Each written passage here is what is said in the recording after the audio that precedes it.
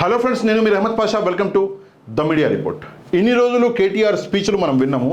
ఈరోజు కేటీఆర్కి మనమే ఒక స్పీచ్ ఇద్దాం, కొంచెం గట్టి స్పీచ్ ఇద్దాం. ఇక్కడ చూసుకున్నట్లయితే నమస్తే తెలంగాణ న్యూస్ పేపర్ ఇది. ఇక్కడ రేవంత్ చలగాటం హైకమాండ్కు ప్రాణ సంకటం అని చెప్పేసి ఒక హెడ్డింగ్ ఇచ్చాడు. మంచి హెడ్డింగ్ ఇది. పక్కన రేవంత్ రెడ్డి, అదానీ ఇద్దరు కూర్చున్నారు. ఇది దావోస్ ఫోటో. దావోస్లో రేవంత్ రెడ్డి అదానీని కలిసి మా రాష్ట్రంలో బిజినెస్ పెట్టండి, ఇక్కడ మా పిల్లలకి ఉద్యోగాలు వస్తాయి, మా రాష్ట్రానికి కూడా కొంచెం డబ్బులు మిగులుతాయి అని చెప్పేసి 12,000 కోట్ల రూపాయల బిజినెస్ అదానీ దగ్గర నుంచి తీసుకున్నాడు రేవంత్ రెడ్డి. ఓకే, ఇది అయిపోయింది. ఇక్కడ ఏమంటున్నాడో మరి ఆ బిజినెస్ వచ్చిందని కడుపు మంటతోటో లేదంటే భయపడో కేటీఆర్ ఇక్కడ ఏమో అంటున్నాడు, విందాం.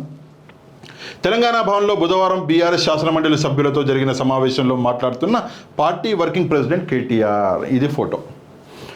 అదానీతో కాంగ్రెస్ దొంగాట ఆడుతుందంట. అదానీతో కాంగ్రెస్ ఏందా ఆట అంటే, ఢిల్లీలో రాహుల్ విమర్శలు, దావోస్లో రేవంత్ ఆలింగనాలు. ఎవరు? కేటీఆర్ అంటున్నాడు. ఓకే, దావోస్లో రేవంత్ రెడ్డి ఆలింగనాలు. సరే, దావోస్లో రేవంత్ రెడ్డి అదానీని కలిసి, సార్ నాకు 100 కోట్లు ఇవ్వండి సార్, నేను ఇల్లు కట్టుకుంటా, లేకపోతే సార్ నాకు 10 కోట్లు ఇవ్వండి సార్, నేను కారు కొనుక్కుంటా అని చెప్పేసి అడిగిండా, లేకపోతే తెలంగాణలో డబ్బుల కొరత ఉంది సార్, మా దగ్గర డబ్బులు లేవు, మా దగ్గర బిజినెస్ మీరు పెట్టండి, మా పిల్లలకి 4 ఉద్యోగాలు వస్తాయి, మా రాష్ట్రానికి కొంచెం డబ్బులు మిగులుతాయి అని చెప్పేసి అడగడానికి పోయిండా? ఇప్పుడు ఇక్కడ బిజినెస్ మాట్లాడి తెచ్చుకున్న 12,000 కోట్లు రేవంత్ రెడ్డి ఇంటికి పట్టుకుపోతున్నాడా, రాష్ట్రానికి పెడుతున్నాడా, రాష్ట్రం కోసం అడిగిండా? అది ఇది ఏది అసలు అర్థం కాదు. విమర్శించాలి ఫస్ట్. అరే, 12,000 కోట్ల బిజినెస్ చేస్తున్నాడు, ఇది మన రాష్ట్ర ప్రజలకి మన పిల్లలకి మేలు చేస్తుంది అని చెప్పేసి ఆలోచించడం మానేసి బురద. సరే, ఇక్కడ ఇంకో పాయింట్, ఢిల్లీలో రాహుల్ విమర్శలు అంటున్నాడు. ఎవరు? కేటీఆర్. ఢిల్లీలో రాహుల్ గాంధీ అదానీని ఏమని విమర్శించాడు? ఫస్ట్ అది కేటీఆర్కి తెలుసా? ఏమని విమర్శించాడు? కేటీఆర్కి రాహుల్ గాంధీకి అదానీకి ఇద్దరికి ఏమైనా ఆస్తి పంపకాల గొడవలు ఉన్నాయా? లేదంటే వేరే ఏమైనా పర్సనల్ అజెండాలు, పర్సనల్ గొడవలు ఇద్దరు బట్టి గల్లలు బట్టి కొట్టుకున్నారా? అదానీ గ్రూప్స్ అనే పెద్ద కంపెనీలో కొన్ని తప్పులు జరిగినాయి. షెల్ కంపెనీల విషయం మీద, స్టాక్ మార్కెట్ జరిగిన మ్యానిపులేషన్ మీద రాహుల్ గాంధీ అంత పెద్ద కంపెనీలో ఈ తప్పులను ఎత్తి చూపించిండు. అందులో తప్పే ఉంది? ఆయన కంపెనీలో జరిగే తప్పులని ఎత్తి చూపించిండు అని చెప్పేసి ఆ కంపెనీలోకి వెళ్ళి బిజినెసే తీసుకోవద్దా? మరి మన పిల్లలు ఎడిపోవాలి? ఇది రాజకీయమా? ఇంత గలీజు, ఇంత దిగజారుడు రాజకీయమా ఇది? ఇదా పద్ధతి? ఇట్లా తెలంగాణను రన్ చేసేది? ఇక్కడ చూడండి, బీజేపీ ఆదేశాలతో రేవంత్ రెడ్డి ఒప్పందాలు. బీజేపీ రేవంత్ రెడ్డికి ఆదేశాలు ఇచ్చిందంట. ఏమని? అదానీని కలువు అని చెప్పేసి అదానీతోటి ఒప్పందాలంట. అది పచ్చ కామెర్లు ఉన్నోనికి అదేదో అంటారు, లోకమంతా పచ్చగా కనిపిస్తుంది అని చెప్పేసి. కేటీఆర్కి ఏమీ అర్థం కావట్లేదు. ఫస్ట్ ఆఫ్ ఆల్, కొత్త ప్రభుత్వము మొన్న వచ్చి నెల 10 రోజులు, నెల 15 రోజులు అయింది. ఇప్పుడు నేను ఏం విమర్శించాలి ఈ ప్రభుత్వాన్ని? అక్కడ పార్లమెంట్ ఎలక్షన్లు వస్తున్నాయి, విమర్శించకపోతే ఓట్లు రావు. ఏం విమర్శించాలి? ఏదన్నా అందాము అంటే కొత్త ప్రభుత్వం ఏమన్నా అంటే ప్రజలు ఏమంటారు? అరే, నీకు ఓపిక లేదు, ప్రభుత్వం కొత్తగా వచ్చింది, నువ్వు ఏం మాట్లాడుతున్నావు అంటారు ప్రజలు. ఏమనాలో అర్థం కాక ఏది పడితే అది అంటున్నాడు. నెక్స్ట్, కాంగ్రెస్ బీజేపీ కుమ్మక్కు రాజకీయాలు. అచ్చా, కాంగ్రెస్ బీజేపీ కుమ్మక్కు. ఈ అమ్మ ఆడ కొట్టుకొని వస్తున్నారు ఇద్దరు. ఆ చూడలేక మేమే పరిశాన్ అవుతున్నాము.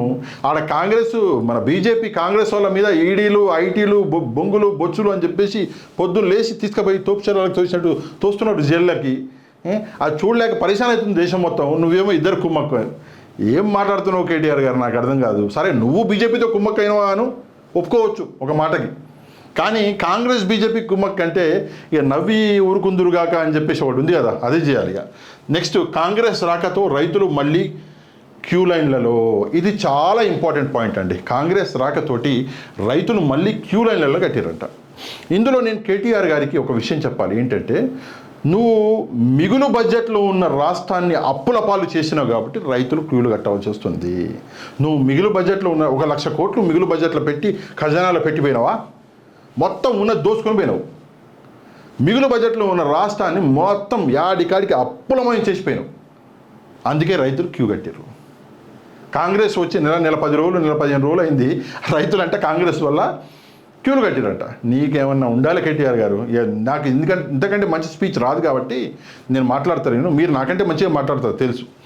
నెక్స్ట్ 6 నెలల్లో సర్కారుపై ప్రజల తిరుగుబాటు, జ్యోతిష్యం కూడా చెప్తున్నాడు ఇప్పుడు కేటీఆర్ గారు. ఇప్పుడు ఖాళీగా ఉన్నాడు కాబట్టి, ఫస్ట్ మంత్రిగా ఉండే దానికంటే అంటే మంచి బిజీ మనిషి కేటీఆర్, ఖాళీగా ఉన్నాడు కాబట్టి పార్ట్ టైంలో జ్యోతిష్యం కూడా చెప్తున్నాడు ఇప్పుడు. నెక్స్ట్ చూసుకుంటే మాఫీ ఒకేసారని ఇప్పుడు దశల వారీగానా, ఒకేసారి మాఫీ చేస్తాము అని చెప్పేసి ఇప్పుడు దశల వారీగా మాఫీ చేస్తాము అని చెప్పేసి అప్పులు. సరే ఓకే, ఇందాక నేను చెప్పిన కదా, నువ్వు 1,00,000 కోట్లు పెట్టిపోయినావు, ఒకేసారి మాఫీ చేసి పడేస్తాం. ఏమన్నా ఆలోచిస్తున్నావు అసలు? సరే కాంగ్రెస్ పార్టీ ఒకేసారి అని ఇప్పుడు అంటున్నది, మరి మీ నాన్న బీసీని సీఎం చేస్తా అన్నాడు, అట్లా ఇట్లా టేబుల్ టర్న్ అయింది, దెబ్బకి సీఎం అయి కూర్చున్నాడు. మరి ఆ మాట ఏమో మాట్లాడవు, నువ్వు చేస్తేనేమో చమత్కారం, వేరే వాళ్ళు చేస్తే ఏంటి? డబ్బులు లేక అక్కడ బిజినెస్లో మాట్లాడి ఎక్కడి నుంచి డబ్బులు తీసుకురావాలి, మా రాష్ట్ర ప్రజలకి మా పిల్లలకి ఎట్లా మంచి చేయాలని చెప్పేసి పార్టీలో, కాంగ్రెస్ పార్టీలో, ప్రభుత్వంలో ఉన్న ప్రతి ఒక్కరూ రాత్రి పగలు కష్టపడుతుంటే ఇక్కడ నువ్వు బురద చల్లే ప్రయత్నం చేస్తున్నావు. దిస్ ఇస్ ఏమంటారు టూ ఎర్లీ టు కమెంట్ అంటారు కదా, అది కూడా నీకు అర్థం, నీకు ఇంగ్లీష్ బాగా వస్తుందని చెప్తున్నాను నేను. నెక్స్ట్ కష్టపడి పనిచేద్దాం, లోక్సభను గెలుద్దాం, ఇది అసలు మ్యాటరు. ఇదంతా సొల్లు లోక్సభ ఎలక్షన్ల కోసం. లోక్సభలో మాకు ఓట్లేయండి అయ్యా అని చెప్పేసి చెప్పగానే చెప్తున్నాడు కేటీఆర్ గారు. కానీ ఆయనకు అర్థం కాని విషయం ఏంటంటే లోక్సభ ఎలక్షన్లో అసలు కేటీఆర్ బీఆర్ఎస్ పార్టీనే లేదు అసలు రంగంలో. అసలు పోరు ఉన్నది బీజేపీకి, కాంగ్రెస్కి. ఎందుకు అంటారు అంటే ఇక్కడ సోనియా గాంధీ గారు తెలంగాణ నుంచి, ఖమ్మం నుంచి పోటీ చేస్తున్నారు కాబట్టి, ఆబ్వియస్గా బీజేపీ ఆల్రెడీ 4 సీట్లు ఉన్నాయి కాబట్టి బీజేపీ ఎప్పుడైతే సోనియా గాంధీ గారు వస్తారో బీజేపీ ఇక్కడికి దిగుతుంది. ఒక టగ్ ఆఫ్ ఏమంటారు వార్ అంటారు కదా, అది ఉంటుంది. ఈ పెద్ద యుద్ధంలో బీఆర్ఎస్ చిన్న పార్టీ కనిపించదు అక్కడ. చూడండి రాబోయే లోక్సభ ఎలక్షన్లో అయితే బీఆర్ఎస్ ఇంకా కుప్పకూలిపోవడం అది షూర్ అనమాట. నెక్స్ట్ పాలమూరు లోక్సభ నియోజకవర్గ సమీక్షలో బీఆర్ఎస్ వర్కింగ్ ప్రెసిడెంట్ కేటీఆర్. ఒక్కొక్క లోక్సభ కాన్స్టిట్యుయెన్సీకి ఒక్కొక్క ఏమంటారు సమీక్ష అని చెప్పేసి ఏమంటారు పెట్టుకున్నారు వీళ్ళు.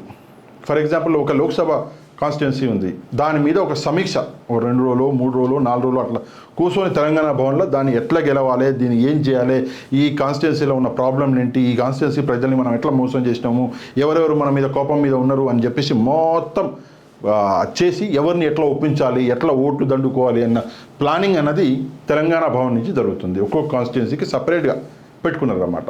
అయితే ఫైనల్గా నేను కేటీఆర్ గారికి, సరే ఇంకా డీటెయిల్లోకి వెళ్ళి మొత్తం చదివి మీ టైం వేస్ట్ చేయను, కానీ ఫైనల్గా నేను కేటీఆర్ గారికి ఒకటే మాట చెప్తా, ఏంటంటే నువ్వు చేయవు పక్కనోడు చేస్తేనేమో నీకు నొప్పి. ఈరోజు పోయి రేవంత్ రెడ్డి గారు అక్కడ అదానీ గారితో డబ్బులు అంటే బిజినెస్ తీసుకొస్తున్నాడు మాట్లాడి, 12,000 కోట్ల బిజినెస్. అందులో అప్రిషియేట్ చేయడానికి ఏం లేదా? సరే రాజకీయాలు పక్కన పెడితే 12,000 కోట్ల బిజినెస్ వస్తుంది మా పిల్లలకి అని చెప్పేసి ఒకసారి అప్రిషియేట్ చేయి, మంచి మనసు చూపించుకో. ఊకే మాటలు, ఊకే గాలి మాటలు, వేరే ఏముండదు. అయినా కూడా తెలంగాణ ప్రజలు కేటీఆర్ గారు చెప్పడం, నేను చాలా ఇంపార్టెంట్ విషయం మర్చిపోయినా, కేటీఆర్ గారు నేను ఎందుకు ఓడిపోయింది బీఆర్ఎస్ పార్టీ అని చెప్పేసి మేము సమీక్షిస్తున్నాము అని చెప్పేసి చాలాసార్లు చెప్పిండు. దీన్ని మొత్తం అనాలిసిస్ చేస్తున్నాము. ఆ అనాలిసిస్లో నా ఒక అడ్వైస్ కూడా తీసుకోండి. బీఆర్ఎస్ పార్టీ ఓడిపోవడానికి అతిపెద్ద కారణం ఏంటంటే మీ ఎమ్మెల్యేల భూకబ్జాలు. ప్రజలని మీ ఎమ్మెల్యేలు ఎంతలా ఏడిపించరు అంటే ఏడ భూమి కనిపిస్తే ఆడ తినిగొస్తున్నారు. అందుకే మీ పార్టీ ఓడిపోయింది. ఇది ఒకటి నా పాయింట్ కూడా యాడ్ చేసుకోండి ప్లీజ్. ఈ మొత్తం వీడియో మీద మీ కమెంట్లు మాత్రం తప్పకుండా తెలియజేయండి. ఆ పార్టీ ఈ పార్టీ గురించి అన్ని ఆలోచించకండి, మంచి గురించి మీ కమెంట్ తెలియజేయండి. వీడియో మీకు నచ్చితే తప్పకుండా ఛానల్ని సబ్స్క్రైబ్ చేసుకోండి. కంటెంట్ నచ్చితే లైక్ చేయండి, షేర్ చేయండి. నెక్స్ట్ వీడియోలో మళ్ళీ కలుద్దాం. అంతవరకు థ్యాంక్ యూ వెరీ మచ్. జై హింద్.